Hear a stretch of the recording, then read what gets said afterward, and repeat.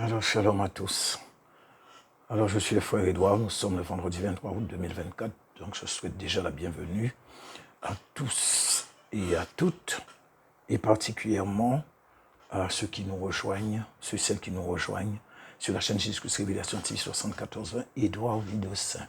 Et donc, je vais prier, merci Père pour ta parole. Accompagne tous ceux et celles qui sont réceptifs et réceptives, qui veulent vraiment connaître ta parole un peu plus afin qu'ils puissent bien assimiler ce qui sera dit.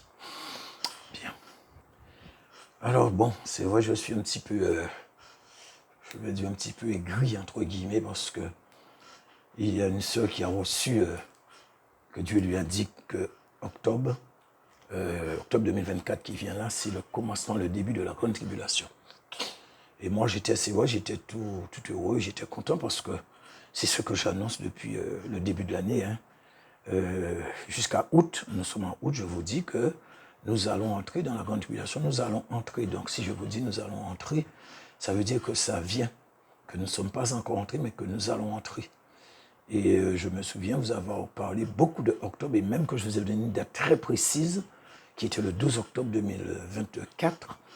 Et je vous avais dit, je ne sais pas trop si c'est la Troisième Guerre mondiale, si c'est au niveau d'Israël, mais je sais qu'il va se passer quelque chose. Et aussi qu'il fallait être prêt pour la première quinzaine d'octobre 2024. Et donc, je voulais partager, enfin, échanger avec cette sœur. Eh bien, vous savez, j'ai mis mon commentaire. Étrangement, le commentaire a disparu. J'ai remis encore, ça a disparu. J'ai été sur mon PC, j'ai remis le commentaire, j'ai écrit de nouveau et j'ai fait un copier. Je me suis dit, comme ils m'ont déjà fait le coup, je ne sais pas combien de fois, alors je vais faire un copier, si jamais ça saute, je vais coller de nouveau. Eh bien, c'est ce qui est arrivé, je l'ai fait près d'une dizaine de fois. Eh bien, systématiquement, ça saute, ça disparaît. Parce que YouTube s'est dressé contre moi. Et en fait, depuis que j'ai commencé l'enseignement sur le 666, j'ai énormément de problèmes. Et même quand je vous ai fait la dernière vidéo pour vous expliquer comment comprendre le principe de revenir à la vie, de la mort, tout ça, eh bien, j'ai eu des soucis chez moi ce jour-là. Donc, je suis effectivement sur leur liste et je suis aussi une cible pour eux. Donc, ils ne se contentent pas de ça. Bon, ils suppriment mes vues par centaines, ils désabonnent mes abonnés, ils suppriment mes commentaires, enfin, ils font ce qu'ils veulent, quoi. Mais ça ne m'empêchera pas de continuer. Et donc, je vais faire un résumé de la première vidéo. Alors, nous avons vu ce qui s'est passé dans le jardin d'Éden entre le serpent, la femme et Adam, qu'effectivement nous sommes bien en présence de la race de la postérité ou de la descendance du serpent sur cette terre, et ce depuis le commencement quand Dieu a prononcé son jugement sur les trois principaux protagonistes. Et que nous avons vu que le Genèse 3,15, que dans un premier temps, il était bon qu'ils le prennent au premier degré, donc comme c'était écrit. Et aujourd'hui, nous allons continuer pour arriver à une nouvelle confirmation de Daniel qui nous spécifie sans langue de bois, sans filtre, hein, qu'à notre époque, bon, ça c'est Daniel qui le dit pour notre époque, mais nous avons vu que c'est depuis le commencement, ce truc-là, ça existe, et qui nous dit qu'à notre époque, c'est une prophétie, et ça concerne l'année même de 2024 où je vous parle. Certains dirigeants sont bel et bien de la descendance du serpent. Mais en fait, nous savons ce ne sont pas que des dirigeants, parce que nous l'avons vu avec la parabole du blé et de l'ivraie, que c'était toutes les couches de la population qui étaient concernées, donc depuis le haut jusqu'au plus bas. Mais avant, je vais ajouter quelque chose qui n'était pas prévu du tout. En fait, c'est parce que mon but, c'est que vous puissiez comprendre le mieux que possible le message. Et je vais vous ajouter quelque chose, enfin j'ai ajouté quelque chose qui n'était pas prévu du tout, hein, comme je vous ai dit. Hein. Mais en tout cas, ça ne fait pas de mal de se faire du bien. Ok. Et donc ça concerne ceux qui ont trouvé la première vidéo de ce thème un petit peu difficile à digérer. Alors c'est vrai, comme je l'ai dit, hein, ceux qui ont écouté les enseignements sur la création ne devaient pas être désorientés. Alors, c'est vrai qu'il n'y avait pas que sur la création, il y avait pas mal d'enseignements que j'ai faits. Alors, pour ceux qui ont écouté, qui se souviennent, donc pour eux, Je pense qu'il n'avait pas véritablement de problème. Mais je vais essayer de vous expliquer le principe afin de vous permettre de bien comprendre les choses. Donc, je vais faire exactement ce que j'avais fait pour la vidéo 666, le retour de Jean-Paul II. Je vous avais fait cette vidéo pour vous expliquer le principe de revenir à la vie, de mourir, de ressusciter, tout ça. Et effectivement, ça a aidé certains et j'espère que ça a aidé tout le monde. Donc, je fais la même chose. Et pour cela, nous allons lire Genèse chapitre 1er, le verset 26 à 28 et Genèse 2,7. Alors, on nous dit dans Genèse chapitre 1, verset 26 à 28. Puis Dieu dit, faisons l'homme à notre image, selon notre ressemblance, et qu'il domine sur les poissons de la mer, sur les oiseaux du ciel, sur le bétail, sur toute la terre, et sur tous les reptiles qui rampent sur la terre. Verset 27. Dieu créa l'homme à son image, il le créa à l'image de Dieu. Il créa l'homme et la femme. Ensuite, verset 28, Dieu les bénit et Dieu leur dit, soyez féconds, multipliez, remplissez la terre et la sujettissez, et dominez sur les poissons de la mer et sur les oiseaux du ciel, et sur tout animal qui se meut sur la terre. Et maintenant, Genèse 2,7. L'Éternel Dieu forma l'homme de la poussière de la terre, il souffla dans ses narines un souffle de vie, et l'homme devint un être vivant. Parole du Seigneur. Alors, dans un premier temps, donc Genèse 1, 26 à 28, nous avons les deux premières personnes créées. Donc, c'est le couple que Dieu a appelé homme et femme au verset 27. Alors, si nous partons sur la base de Genèse 1.1, nous pouvons voir, donc c'est un verset que tous vous connaissez, nous pouvons voir que Dieu dit qu'au commencement, il créa. C'est comme ça commence. Au commencement, Dieu créa. Alors, il faudrait déjà comprendre ce que ça veut dire créer. Créer quelque chose, ou créer tout comme c'est écrit dans Genèse, cela veut dire amener une chose qui n'a jamais existé à l'existence. Donc, quand nous lisons Genèse 1, 26, nous comprenons par là qu'à ce moment précis, donc de Genèse 1, 26, l'homme n'avait jamais existé. Nous sommes au tout début, donc la Genèse, qui veut dire au commencement, donc Genèse c'est commencement, Bereshit, et que c'était le temps de la création, et que avant Genèse 1, 26, si vous lisez de Genèse 1 jusqu'à 25, il n'est pas fait mention de l'homme du tout. Il est venu à l'existence à partir du verset 26. Mais il n'est pas venu seul. Il y a une femme avec lui. Mais cette femme n'a pas de nom. Pour l'instant, ils n'ont pas de nom. On nous dit que Dieu créa l'homme et la femme selon son image et selon sa ressemblance. Et aucun d'eux n'a de nom pour le moment. Nous avons juste un homme et une femme. C'est tout.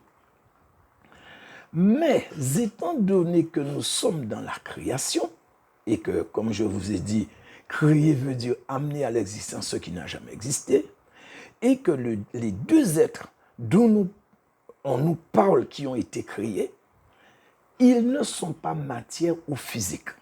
Parce que vous ne voyez nulle part dans Genèse 1, 26 à 28, qui concerne la création, qu'on nous parle de terre ou de poussière ou d'une matière quelconque. On nous dit simplement qu'ils ont été créés. Ils sont invisibles, donc des êtres esprits, ou si vous préférez, un homme esprit et une femme esprit. Voilà pourquoi Dieu a parlé d'homme fait à son image et à sa ressemblance, puisque Dieu n'est pas fait de matière. Dieu n'est pas fait de terre ou de poussière. Il est esprit. Donc ce qu'il a créé à son image et à sa ressemblance est aussi esprit. Donc cet homme et cette femme sont deux êtres, homme, femme, esprit. Ok. Maintenant, quand nous nous focalisons sur le verset 27 de Genèse chapitre 2, que tous aussi vous connaissez sous le bout des doigts, il faut que vous compreniez ce que vous lisez. Dieu forma ou façonna, donc ça va dépendre de la version, de la traduction de chacun. Il y a certaines traductions, on va trouver Dieu façonna, d'autres traductions, Dieu forma, c'est la même chose, ça veut dire la même chose. Et voilà ce qu'on nous dit dans Genèse 2,7. Dieu forma, Dieu façonna. Genèse 2,7. Pourquoi? Parce qu'à ce moment-là, nous ne sommes plus dans la création. Nous sommes descendus dans une dimension inférieure de l'homme qui a été créé à l'image de Dieu, à la ressemblance de Dieu, en tant qu'être esprit. Nous passons à l'homme formé de poussière, être matière, être physique. Et là, dans Genèse 2,7, vous pouvez lire tout le chapitre de Genèse 2, quand Dieu a formé l'homme, vous n'allez voir nulle part un verset qui dit « Dieu forma l'homme de la poussière de la terre à son image, à sa ressemblance ». Ça n'existe pas. Donc c'est pour bien vous faire voir la différence entre créer et former. Donc ce qui va nous donner, Genèse 1,26, Dieu créa l'homme et la femme qui sont esprits. Genèse 2,7, Dieu forma l'homme et prit une côte de l'homme pour former la femme. Et là, nous avons un homme et une femme matière ou physique. Mais regardez bien que Dieu s'arrête là. Il n'ajoute rien du tout par rapport à ce que je veux dire pour Genèse 1,26. Il n'ajoute rien. Il a créé, il a formé l'homme, la femme, il a fini. Alors, conclusion. L'homme et la femme esprit ont eu des enfants. Ceci nous est relaté dans le verset 28. Donc, des enfants esprits sont nés de ce couple, homme et femme esprit. Mais ceux qui ont été formés dans Genèse 2,7, nous les connaissons tous et nous sommes leurs enfants ou leurs descendants, donc leur postérité. Justement, ce sont eux qui nous ont mis dans ce pétrin. Donc, nous avons, si vous voulez, deux lignées ou deux catégories d'êtres qui en réalité sont les mêmes personnes.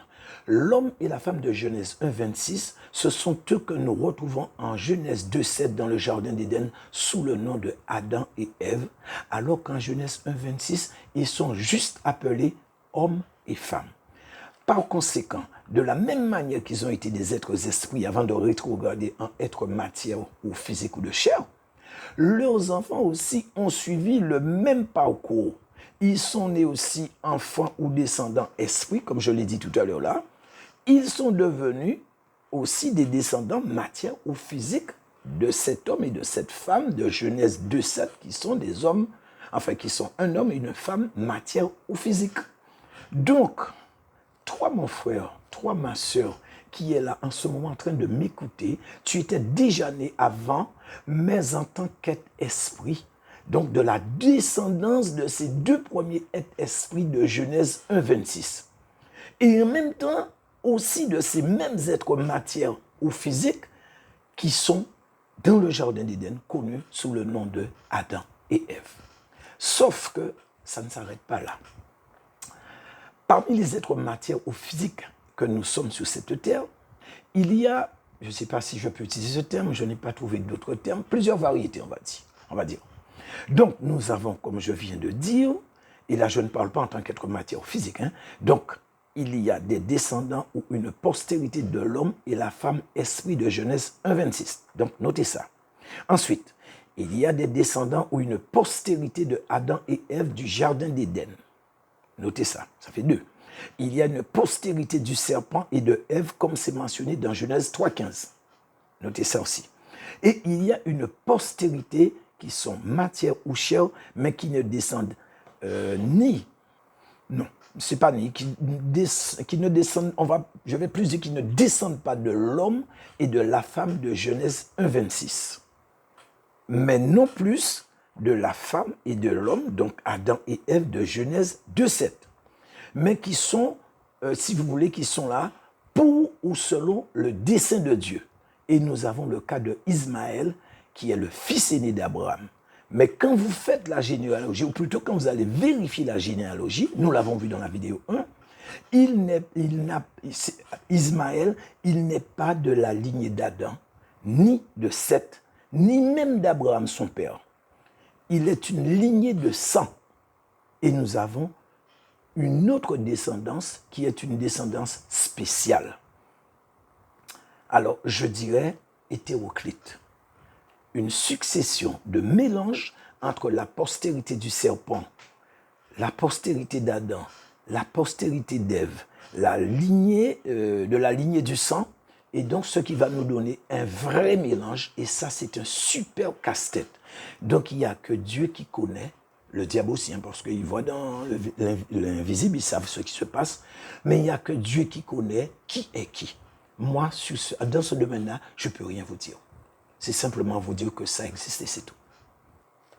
Alors, pourquoi je vous ai dit tout ce que je viens de vous dire?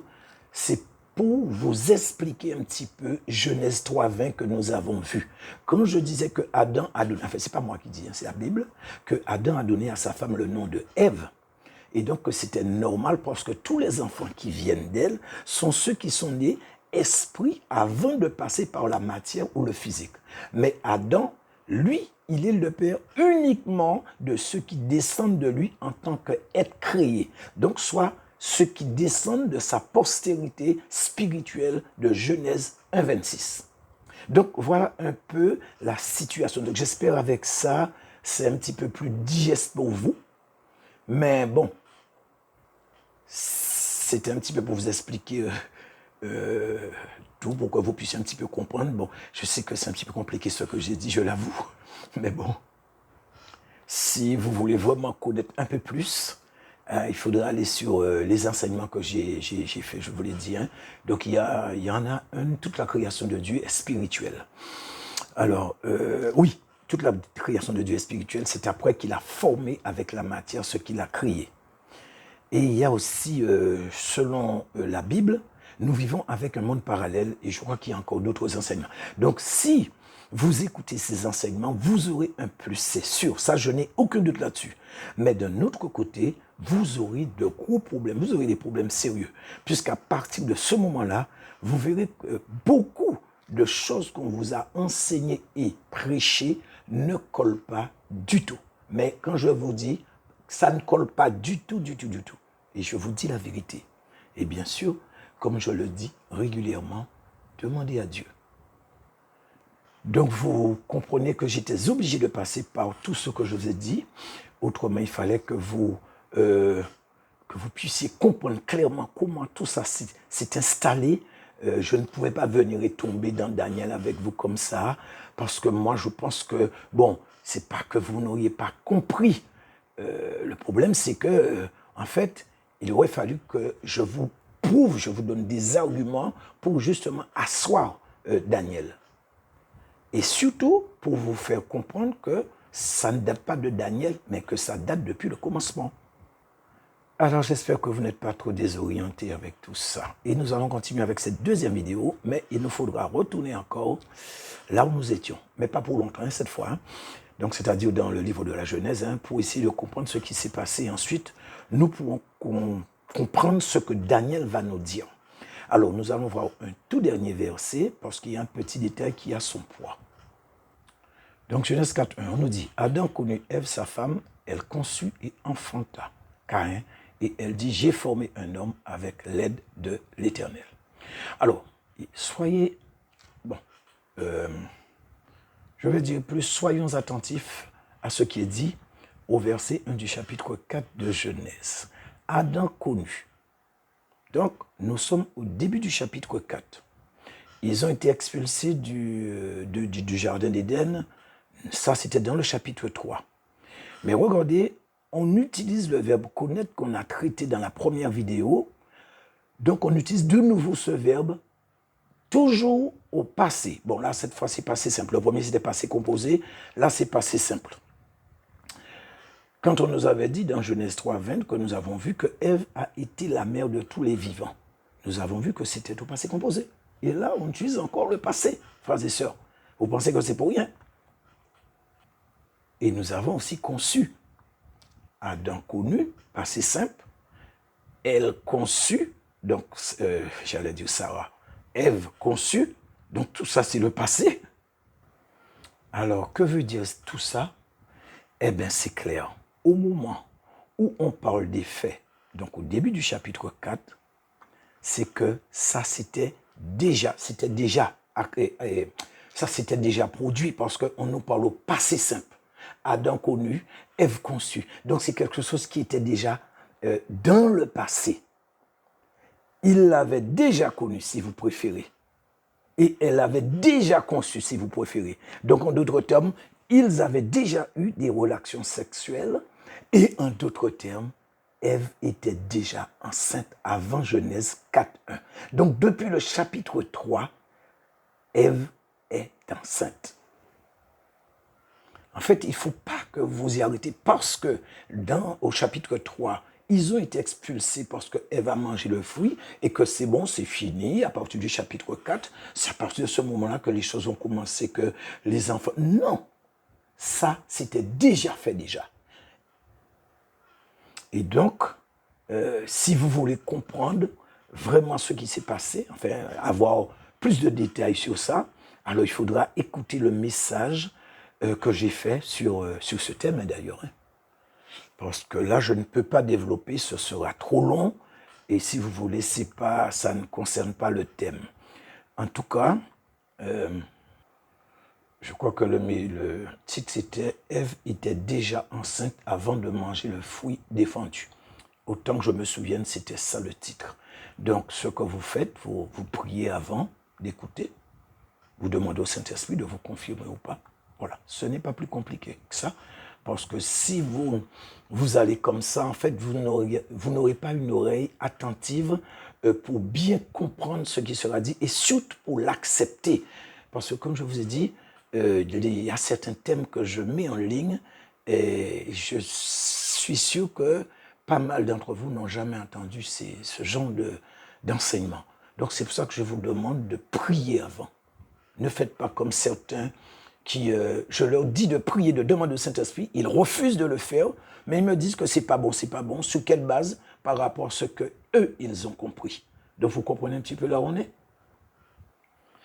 Et donc juste pour affiner les choses, dans Genèse chapitre 3 que nous avons vu quand le serpent a trompé la femme, et que Dieu, donc Genèse 3, 15, 16, et que Dieu était en train de rappeler tout le monde à l'ordre et puis de sanctionner, nous pouvons voir que désolé, je suis un petit peu perdu là, donc c'est dans Genèse 3, 15 et 16, donc c'est le verset 16.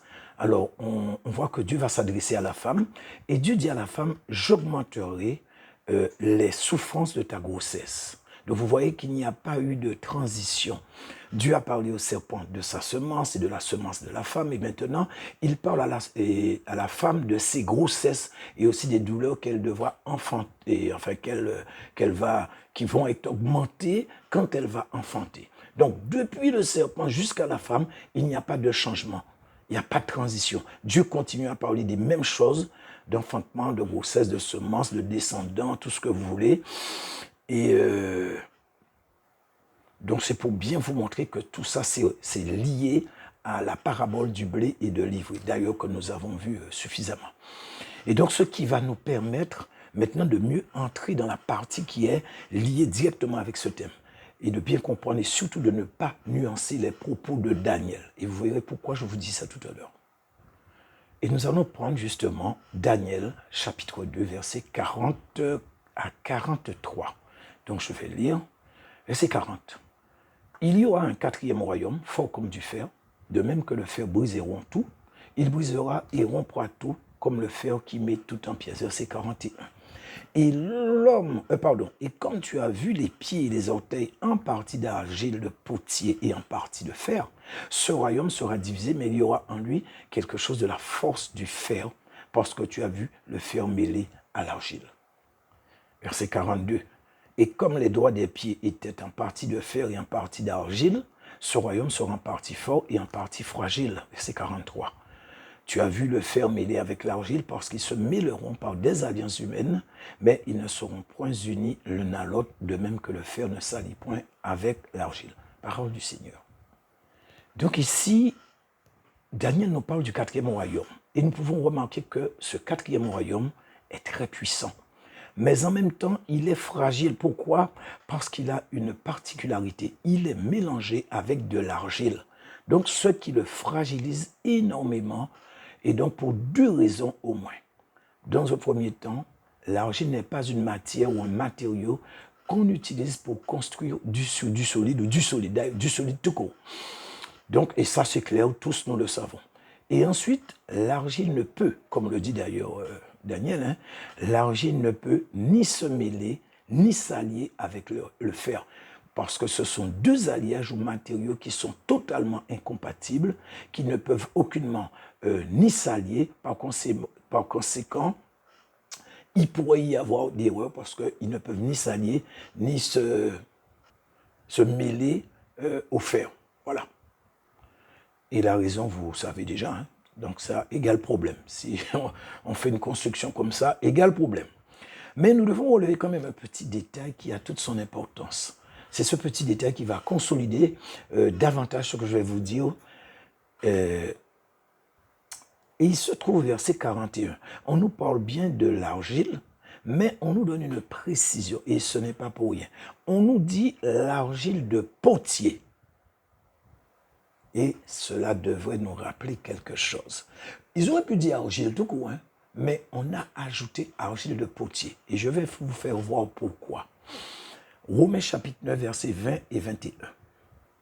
Il est dit, ô homme, toi plutôt, qui es-tu pour contester avec Dieu? Le vase d'argile dira-t-il à celui qui l'a formé, pourquoi m'as-tu fait ainsi? Verset 21. Le potier n'est-il pas maître de l'argile pour faire avec la même masse pardon, un vase d'honneur et un vase d'un usage vil, parole du Seigneur.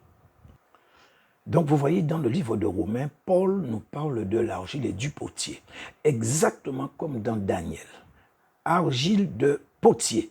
Voilà pourquoi Daniel ajoute le mot potier, afin de faire le pont entre les deux, entre Romains et Daniel, et de rappeler qu'ici, il s'agit bien d'êtres humains, ou d'êtres tout court. Donc il y a humain et il y a autre, mais qu'il s'agit d'êtres. Alors, bon, pour l'argile, on va dire plus, oui, parce que par rapport au reste, donc c'est d'être humain, tout court. Donc je m'arrête à ça, d'être humain. Alors certains pourront dire, oui, mais le livre de Romains n'était pas encore écrit à l'époque de Daniel, parce qu'en fait, j'ai déjà tellement entendu ce raisonnement, donc je préfère prendre les devants. Si je vous pose la question suivante, ne trouve-t-on pas de nombreuses similitudes entre Daniel et Apocalypse? Pourtant, Apocalypse non plus n'était pas encore écrit quand Daniel a été écrit. Donc, il ne faut pas oublier que c'est le Saint-Esprit qui a tout sous son contrôle. Donc, il faut arrêter de tenir des raisonnements qui n'avancent pas, qui n'amènent à rien, quoi. On va dire des raisonnements vides. Le livre de Daniel est relié et lié avec le livre d'Apocalypse, tout comme avec d'autres livres encore, Romains, etc. C'est nous qui devons nous mettre à la page, c'est tout. Donc on va retourner un petit peu sur ce qu'on était. Donc dans le verset là de Romains, on est en train de nous rappeler que cette argile en question est cette matière que le potier utilise pour faire des vases. Et que ces vases en question représentent des personnes, des êtres humains, comme c'est écrit dans Romains chapitre 9, que nous voyons, que nous lisons, frères et sœurs. Par conséquent, si l'argile ici représente les hommes, alors le fer symbolise aussi d'autres êtres. Mais visiblement, ce ne sont pas les mêmes êtres, car la différence est faite entre la fragilité de l'argile du potier, qui représente l'homme, même si c'est dit symboliquement, mais aussi le fait que l'homme qui est de la semence de Seth a des sentiments très nobles, que ces êtres en question n'ont pas du tout. Ils sont sans état d'âme. Et ensuite, on nous fait ressortir la force et la puissance du fer qui représente l'autre matière, qui ne sont pas des êtres humains. Voilà. Et donc, tout va se jouer dans le verset 43. Entre autres, qui va nous dire qu'il ne s'agit pas d'êtres humains, parce que nous disons, tu as vu le fer mêlé avec l'argile, parce qu'ils se mêleront par des alliances humaines. Mais ils ne seront point unis l'un à l'autre, de même que le fer ne s'allie point avec l'argile. Et ça, nous avons ici la version seconde. Donc, on nous fait comprendre clairement, on nous dit que le fer ne s'allie point avec l'argile parce que ce sont des alliances d'hommes. Mais ici, nous avons un problème et il est énorme. Il y a eu une très mauvaise traduction et nous verrons dans un instant que la traduction de Louis II est complètement au propos. Bon, là, c'est ce que nous avons, mais nous allons voir que ça, c'est complètement à côté de ce que Daniel a dit. Second, il est sorti complètement de la pensée de Daniel. Et pour moi, ça ne devrait même pas être dans la Bible. Alors, relisons Daniel, chapitre 2, verset 43. Je vous ai mis 4 traductions. Donc, nous avons la traduction de second, de 43, qui dit « Tu as vu le fer mêlé avec l'argile parce qu'ils se mêleront par des alliances humaines, mais ils ne seront point unis l'un à l'autre, de même que le fer ne s'allie point avec l'argile. » Nous avons la version Martin. « Mais ce que tu as vu, le fer mêlé avec la terre de potier, c'est qu'ils se mêleront par semences humaines, mais ils ne se joindront point l'un à l'autre. » L'un avec l'autre, pardon.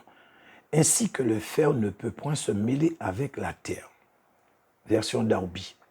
« Et selon que tu as vu le fer mêlé avec de l'argile grasse, ils se mêleront à la semence des hommes, mais ils n'adhéreront pas l'un à l'autre, de même que le fer ne se mêle pas avec l'argile. » Et nous avons la dernière version qui est la King James. Alors, je ne suis pas bon en anglais. Pour ceux qui sont bons, vous pouvez lire. Je vais juste lire la partie qui nous intéresse. The seed of men, ce qui veut dire graine ou semence de l'homme. Donc, nous avons les trois traductions, plus la traduction King James, qui est réputée pour être la meilleure traduction sur le marché. Et donc, pour ceux qui veulent vérifier mes propos, il n'y a pas de souci. Il vous suffit d'utiliser votre smartphone, vous allez sur Bible en ligne, vous cherchez le verset en question et vous vérifiez. Donc, pour ceux qui veulent aller sur King James, donc vous faites la même chose et vous faites traduire pour vous directement et vous aurez confirmation. Et donc, je reviens un petit peu sur ce que je disais. Donc, nous avons les quatre traductions, second Martin, Darby et King James.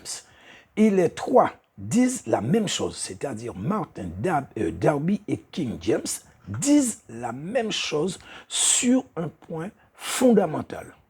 C'est ce point qui est la cause de cette incompréhension par rapport à la version de second. Mais je pense que ça n'a pas été fait exprès. Donc, on va dire que c'est la faute à la théologie. Bon, il est vrai que les autres ont traduit. Je pense qu'ils n'ont pas dû. Non, je ne pense pas qu'ils ont utilisé la théologie, mais je pense qu'ils ont mis de la rigueur dans leur traduction. Alors, vous voyez la différence entre second et les trois autres traductions? Second dit qu'ils se mêleront par des alliances humaines parce que c'est là où est notre problème. C'est cette petite phrase qu'ils se mêleront par des alliances humaines. Et je suppose qu'il n'est pas nécessaire que je vous dise de vous traduire cette phrase. Elle est claire. Ils se mêleront par des alliances humaines. Donc, ils sont en train de nous dire qu'ils vont faire des alliances entre les humains. C'est ce que second nous dit. Mais ce n'est pas ce que nous dit les autres traductions. Martin nous parle de semence humaine. Darby nous parle de la semence de l'homme. Et King James, suite à la traduction, va nous parler de graine ou semence de l'homme. Donc, tous les trois nous parlent de ce qui vient du corps de l'homme.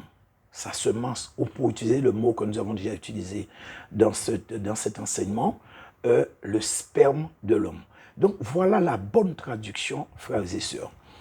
Et ce que je comprends, et beaucoup de serviteurs ont enseigné ou prêché sur cette mauvaise base, donc une alliance entre les hommes. Et je pense qu'ils ont fait le pont, le lien avec, ou la concordance avec Daniel chapitre 9, verset 27, qui parle aussi d'alliance. Donc, vous voyez comment on peut facilement sortir et créer une doctrine ou bien démonter une doctrine. Et donc, la question que moi, je vais vous poser, frères et sœurs, dites-moi, Qu'est-ce qu'une alliance humaine a à voir avec la semence humaine ou la semence de l'homme? Quel rapport entre la traduction de second et la réalité du verset? Eh bien, il n'y en a pas du tout, ni de près, ni de loin. Et donc, on va dire que second s'est mélangé complètement les pinceaux avec le mot hébreu qui a été utilisé pour parler d'alliance. C'est le mot débak. Et ce mot veut dire s'accrocher, être uni. Donc, ici, on parle du fait qu'ils ne peuvent s'unir ou s'alliancer. Et non, comme second nous dit, dans le sens de faire une alliance. Ce n'est pas la même chose, ça n'a rien à voir. Parce que comme je vous l'ai dit tout à l'heure là, quand on lit second, on a l'impression que c'est une alliance qu'ils feront entre eux, par rapport à Daniel 9, 27 aussi. Hein. Donc, parce que vous savez, maintenant, quand les gens font des alliances, bon, ils signent des trucs, etc. Donc, ils vont faire une alliance entre hommes. Et quand nous regardons par rapport aux autres, ça n'a rien à voir. Et maintenant, nous allons revenir sur un mot que nous avons vu dans la première vidéo. C'est le mot zéra. Et ce mot zéra, nous avons dit, ça voulait dire semence ou descendant. Donc, nous avons les deux mots, zéra et débak, qui nous donnent, quand on traduit, une alliance entre la semence ou les descendants des hommes avec. Voilà la traduction. Ou si vous préférez, que ces êtres en question ne peuvent pas, si vous voulez, par rapport à l'homme, ils ne sont pas de la même semence. Donc, ils ne peuvent pas s'allier, ils ne peuvent pas s'unir parce que ce n'est pas la même alliance ou la même descendance ou la même semence, la même postérité. Nous avons une postérité ferme, c'est symbolique, et nous avons une postérité qui est de l'homme, de la semence de l'homme. Donc, c'est deux choses totalement différentes et qu'il ne faut surtout pas aller prendre comme si c'était un contrat ou une alliance qu'on allait signer pour faire. Ça n'a rien à voir. Là, on nous parle de descendants des hommes par rapport aux descendants d'autres êtres. Voilà, c'est ça la traduction.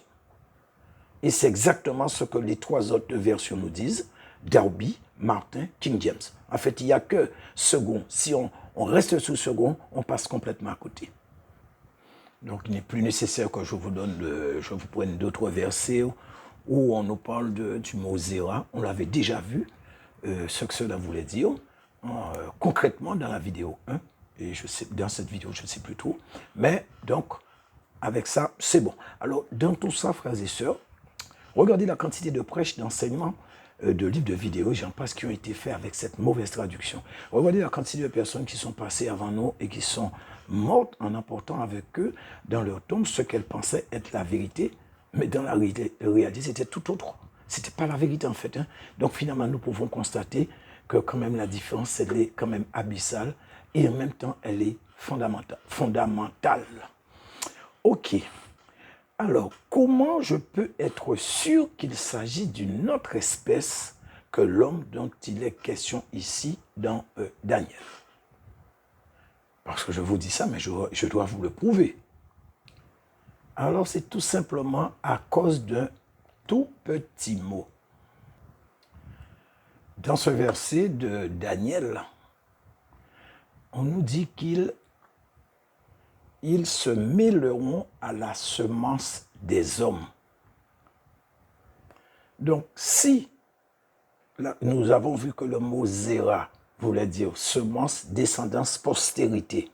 Donc, si on nous dit ils vont, comme on dit que le fer ne peut pas s'allier avec l'argile, donc ils ne peuvent pas s'associer ou s'unir.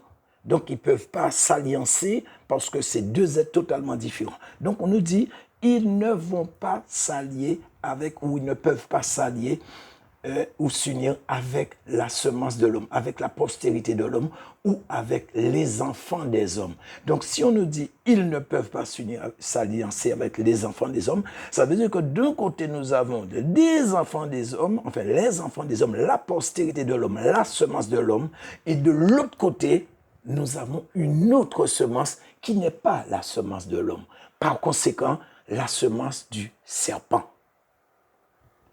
Donc, Daniel 2, verset 44, on nous dit, dans le temps de ces rois, le Dieu des cieux suscitera un royaume qui ne sera jamais détruit et qui ne passera point sous la domination de notre peuple. Il brisera et anéantira tous ces royaumes-là et lui-même subsistera éternellement. Parole du Seigneur. Donc Daniel nous dit que dans le temps de ces rois, donc de quel roi il parle? Des 10 orteils de la statue composée de fer et d'argile qui va donner cette coalition de royaumes qui va représenter ce quatrième royaume qui est fort comme le fer, comme nous dit Daniel. Mais là, selon mon analyse, je peux même vous dire que je crois comprendre que dans cette coalition, il va y avoir quand même 3 rois humains et 7 dirigeants non humains. Donc ça, c'est mon analyse à moi. Hein. Donc nous aurons 3 de la semence de l'homme et nous aurons 7 de la semence du serpent. Alors peut-être que vous allez vous demander comment je le sais.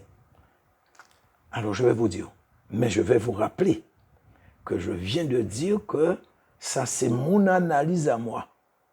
Donc je peux me tromper pour qu'après certains n'aillent pas dire qu'il a dit telle chose parce que je suis déjà habitué.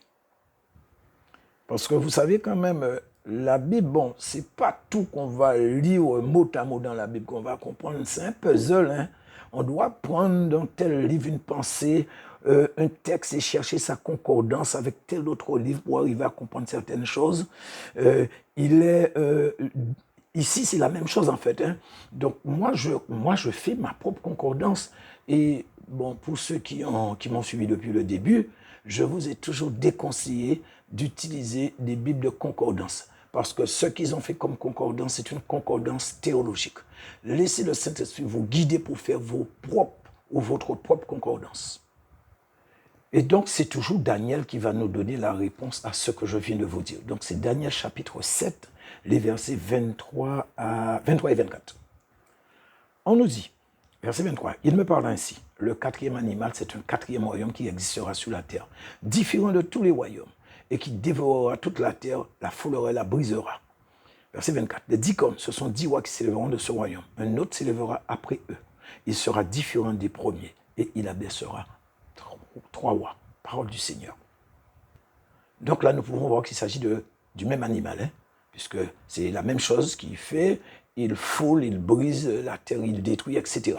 Et là, on nous parle de ces 10 cornes, qui sont les 10 rois que nous venons de voir dans Genèse chapitre 2.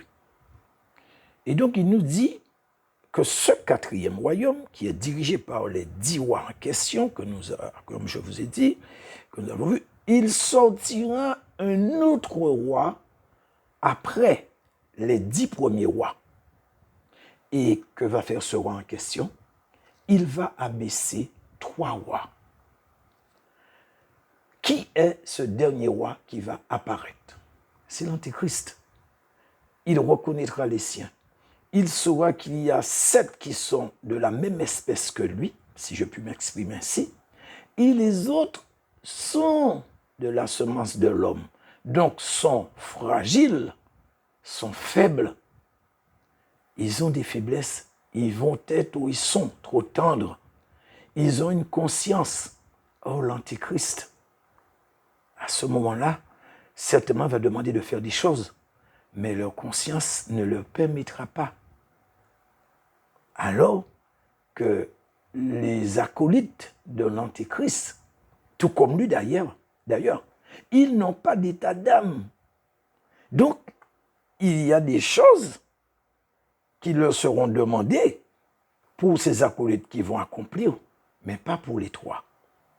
Par conséquent, ils sont en train de fragiliser le royaume de l'Antéchrist, comme c'est dit dans Daniel chapitre 2, que nous avons lu. Alors il va les faire sauter. C'est aussi simple que ça. Je répète, je le redis, ça c'est mon analyse personnelle. Je n'ai pas dit que c'est ce que ça veut dire. Je sais qu'il y a des gens qui sont tellement pressés pour me contredire qu'on aurait dit qu'ils attendent que ça et qu'en réalité, ils réfléchissent avec autre chose qu'avec leur tête. Donc je redis, c'est ce que je comprends quand je médite. Donc n'allez pas dire, c'est ce que j'ai dit. C'est lâche qui ont peur de demander au Saint-Esprit si ce que je dis est bon. Parce qu'ils ont peur d'entendre que le Saint-Esprit leur dise « oui, c'est correct ». Or, j'ai déjà dit, je n'entends pas de voix me dire « oui, ça c'est bon, ça c'est pas bon, ça c'est correct, non, écris ça ». Moi, j'ai dit, Dieu m'a donné une capacité, je le dis, vous le voyez, ça ne vient pas de moi, c'est un don de Dieu de lire sa parole et de comprendre. Donc, ça ne vient pas de moi. Donc, je ne peux pas me vanter, je ne sais même pas quoi vous dire. Ce sont des dons et des talents que le Saint-Esprit distribue. Mais moi, comme je vous dis, je lis, je médite, et donc je dois faire le tri par rapport à ce qui vient dans ma tête. Ça peut venir du Saint-Esprit, ça peut venir de ma chair, ça peut venir de mon esprit, mais ça peut venir aussi de l'ennemi. Donc moi, je dois faire un tri. Et par conséquent, j'utilise l'intelligence de la parole que Dieu m'a donnée pour pouvoir faire mon tri. Voilà. Et donc finalement, je vais en quelque sorte résumer un peu tout ça, et surtout pour que vous compreniez que la Bible ne laisse planer aucun doute. Je sais que vous l'avez déjà compris, hein, sur l'existence des êtres qui sont parmi nous depuis le début, depuis le commencement. Et je vais vous dire au moment où je vous parle, et je sais que vous le savez, mais je vais vous le rappeler quand même, parce que de temps en temps, c'est bon de rappeler des choses. Donc, ils sont dans la politique. Nous l'avons vu avec les Diwa. Donc, parmi eux, puisqu'il est parlé de que ils vont, à cause de... Donc, il y a une alliance, pas une alliance, mais en fait, il y a une partie qui ne sont pas de la semence de l'homme. Ou qui n'est bon, une partie qui n'est pas de la semence de l'homme, mais il y en a qui ne sont pas de la semence de l'homme. Et ça, nous l'avons vu, c'est clair. Et nous savons qu'il s'agissait de ces 10 rois en question. Enfin, pas de ces 10 rois, mais de au moins 7 rois parmi les 10. Donc là, déjà, nous pouvons voir qu'ils sont déjà dans un poste qui est quand même, pas qui est quand même, mais un poste qui est très élevé, parce que Daniel a parlé de roi, mais bon, maintenant, la monarchie n'existe quasiment pas. Hein. Donc nous avons des, comment ça s'appelle encore, des républiques. Donc il y a des présidents de républiques qui sont en fait ces rois en question. Alors donc, je disais qu'ils sont donc dans la politique, oui, dans les armées, dans les gouvernements, dans les forces, donc les forces vives d'un pays. Bon, ils sont là, hein, dans les administrations. Ils occupent des postes stratégiques. Ils sont aussi à l'ONU, FMI, OMS, ONU. Ils sont partout. Mais il y a un endroit bien particulier qu'ils contrôlent, car ils peuvent manipuler les esprits des hommes, des gens à volonté. Et c'est l'un des lieux où le domaine, si vous préférez, qui est leur domaine de prédilection. Ce sont les médias et les réseaux sociaux. Il n'y a aucun endroit plus stratégique que ce domaine, ça. Et ils l'ont vite compris, car c'est leur maître adoré qui est à l'origine de cette stratégie.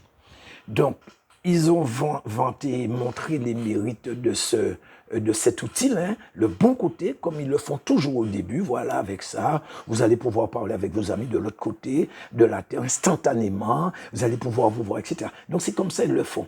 Mais en fait, le Satan savait pertinemment qu'il y avait le réveil de la médaille derrière parce qu'il est très intelligent. Et donc, il va utiliser ce revers de médaille au détriment de l'homme pour asservir la population mondiale. Et ça a déjà commencé, frères et sœurs. Et donc, je vais dire quelque chose que vous connaissez déjà. Ils sont capables de détruire un pays avec un seul petit mensonge. Je parle de ceux qui sont dans les... Donc, en général, donc les médias, les journalistes. Parce qu'il y en a beaucoup parmi les journalistes qui ne sont pas de la semence de l'homme. Je vous le dis. Et c'est vrai que nous voyons que sans cesse, ils sont en train de créer des problèmes dans tous les pays dès lors qu'on refuse leur dictat, on refuse leur contrôle. Alors, de facto, vous devenez une cible. Enfin, le pays devient une cible. Et ils vont tout faire pour renverser le gouvernement, pour mettre un gouvernement qui sera à leur solde. Ils le font en permanence. Et regardez bien quel type de gouvernement, quel type de pays qui font ça régulièrement. Enfin, quel type qui fait ça régulièrement. Alors ensuite, et ça c'est très important, frères et sœurs, ils s'entraînent beaucoup. Ce que nous, humains, n'arrivons pas à faire. Et même malheureusement, je le dis, entre frères et sœurs. il faut que nous fassions attention. Ils sont solidaires entre eux. Nous aussi, nous devons être solidaires entre nous. Ils s'envoient l'ascenseur. Nous aussi, nous devons pouvoir le faire. Donc, en tout cas, ils sont très bien organisés. Ils savent exactement ce qu'ils doivent faire. Et vous savez pourquoi? Parce que nous sommes dans leur monde. Certes, la terre et ce qu'elle renferme est à Dieu, appartient à Dieu. Nous l'avons, c'est écrit. Mais vous savez que Dieu n'a pas tout agencé. Vous savez pourquoi? Quand vous cherchez dans la Bible, il y a plusieurs mots qui ont été utilisés, même dans le Nouveau Testament, pour traduire le terme ou le mot monde. Mais il y a un en particulier, c'est le mot grec cosmos. J'avais fait un enseignement sur ça. Oui, dans la création, je crois. Donc, si vous allez, je parle de ça. Et ce mot cosmos qui veut dire un arrangement habile et harmonieux d'une constitution, d'un ordre, d'un gouvernement. Et vous savez, vous entendez parler tout le temps du nouvel ordre mondial, de gouvernement, c'est parce que la Bible la Bible dit que Dieu veut que nous obéissons au gouvernement. Et là, il ne parle pas de son gouvernement, car il n'est pas encore venu. Souvenez-vous, notre Père qui est aux cieux, que ton règne vienne.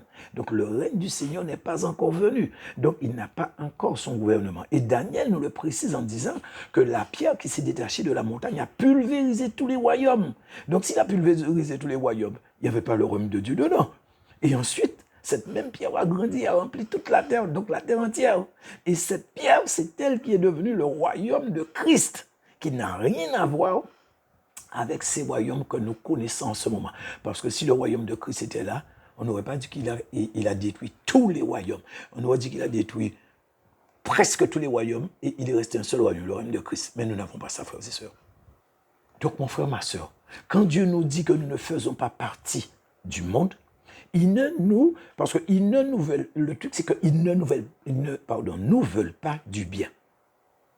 Donc voilà, nous avons autant de versets qui nous mettent en garde concernant ce que je viens de vous dire, c'est-à-dire, vous ne faites pas partie du monde. Enfin, je vais me mettre dedans parce que je suis chrétien, enfant de Dieu, j'ai déjà confessé Christ venu en chair. Donc, ils ne nous aiment pas, donc nous ne devons pas faire partie de leur monde. C'est clair, c'est tout. Parce que quand Dieu parle du monde, il ne parle pas des bâtiments, des administrations, je ne sais pas tout ce que vous voulez, ce qu'il y a dans le monde. Hein. Non, mon frère, non, ma soeur, je vous l'avais déjà dit. Nous devons faire la différence entre le monde et ce qui compose le monde. Ce n'est pas la même chose. Le monde, ce sont les enfants du malin. Donc, c'est l'ivraie. Voilà ce qui est le monde. Et il y a ce qui compose le monde, donc que ce soit les bâtiments de sociologie, mais il y a aussi les mœurs que le monde, que le diable justement, il a bien pris soin d'envelopper avec du papier qui brille beaucoup, afin justement de chatouiller les regards des chrétiens, pas de ses enfants, mais de nous. Donc c'est pour ça, frères et sœurs, qu'il faut faire attention aux attraits du monde. Ne l'oubliez pas, nous sommes juste de passage sur terre et nous devons faire nos preuves. Et pour aussi, comme je l'ai dit dans un enseignement, permettre à ceux qui ont suivi le Satan dans sa révolte, avant que nous devenions des êtres matière ou physiques, leur permettre d'être rachetés. C'est pour cela que le Seigneur a dit, « Je suis venu pour les brebis perdues d'Israël. » L'Église, pour la majorité, selon ce que je comprends, c'est aussi Israël, mais pas qu'Israël spirituel, mais Israël de sang, Israël de chair. Il y en a beaucoup qui ont du sang juif en eux et qui ne le savent pas. Israël n'est pas que ceux qui sont en ce moment dans Israël géographique. Là, non. Mais bon, je ne vais pas m'étendre dessus parce que ça, c'est encore un autre truc. J'avais déjà parlé de tout ça aussi. Donc, l'ivraie qui est les enfants, qui représentent les enfants du Satan, ne nous aime pas. Leur but, c'est de nous entraîner avec eux dans le lac de feu et de soufre. Donc, ils ne font que faire le travail de leur papounet, le Satan, frères et sœurs. Quand nous voyons qu'il y a certains dirigeants qui oppriment leur peuple, qui mènent leur peuple avec une main de fer, regardez ce petit homme-là, comment il s'appelle? Kim Jong-un. Il dépense des milliards et des milliards pour sa bouffe personnelle, pour son entretien de son armée, etc. Et pour les armes de destruction. Mais le peuple, je vous dis, c'est terrible pour le peuple. Et donc il tue sans pitié. ils affament leur peuple volontairement. Staline l'a fait. Plus de, je crois, 40 ou 50 millions de Russes sont morts à cause de Staline qui a créé une famine pour détruire. Est-ce que vous me direz que ça, c'est la semence de l'homme? Ce n'est pas possible. Nous avons aussi certains dirigeants qui voulaient nous imposer, nous obliger à prendre le venin du serpent. Vous vous souvenez, il y a quelques années, soi-disant pour nous protéger. Mais eux-mêmes, ils ne le prenaient pas du tout. Sous prétexte que, alors je parle pour l'Hexagone, eh bien, en tant que parlementaires, eh bien, ils avaient leur immunité. Donc c'est comme si ils étaient faits d'une autre matière que nous. Donc nous sommes chairs et sang, mais eux non. Ils sont d'une autre matière, donc ils ne peuvent pas avoir le truc. Donc le venin du serpent qu'ils voulaient nous imposer, ce n'est pas pour eux. En tout cas, dans tout ça, moi, je ne suis pas le seul à me poser des questions et de me demander, mais pourquoi je ne comprends pas? Je sais que je ne suis pas seul. Mais tout ça, c'est parce qu'ils ne sont pas des nôtres. C'est la semence du serpent qui est cet ivrogne qui gangrène l'humanité. Vous voyez, quand il était avec son frère, est-ce qu'il a vu un film de violence, quelque chose, je ne sais pas, qu'il aurait pu voir, qui aurait pu l'influencer pour tuer son frère? Non! C'est naturel chez lui. C'est dans ses gènes, car il était de la semence du malin, la semence du serpent, le fils du Satan. Eh bien, frères et sœurs, voilà la réalité de cette vie qui nous transcende et les choses sont faites d'une certaine manière, mais tellement habilement faites, tout comme la définition du mot grec cosmos le dit, afin que les vrais enfants de Dieu ne voient que du feu, qu'ils ne soient pas conscients de cette réalité qui nous entoure et continuent à croire que ceux qui dévoilent ces choses sont fous, sont aliénés, sont des complotistes, manquent de bon sens et visiblement ça a l'air de marcher. Mais c'est vraiment dommage que ceux qui sont encore dans le monde le voient ainsi. Personnellement, ça ne me dérange pas que ceux qui sont dans le monde le voient ainsi. Moi, ce n'est pas mon problème, mais que les chrétiens ne font aucun effort pour comprendre, et même certains font des efforts pour ne pas comprendre. Alors là, par contre, ça me dérange énormément. Mais après, vous ne pouvez pas savoir.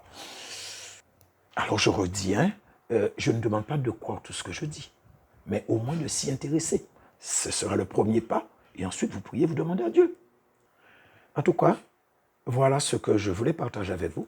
Alors je ne dis pas ni demande d'accepter cet enseignement comme étant parole d'évangile, mais si votre cartésien, votre logique vous empêche de concevoir et d'accepter ce que je viens de vous dire, et même dans la première vidéo, et vous pousse à rejeter quand même, toutefois je dirais comme j'ai pour habitude de dire, ne rejetez pas, mais priez avant, demandez à Dieu.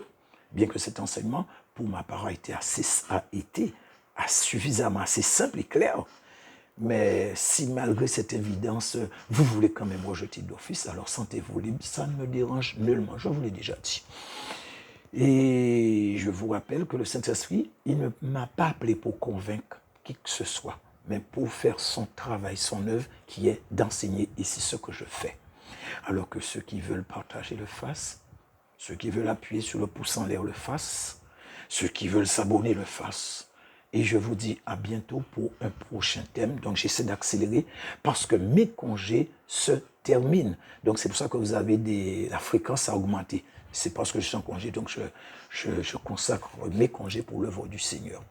Voilà, donc frères et sœurs, soyez bénis et à bientôt.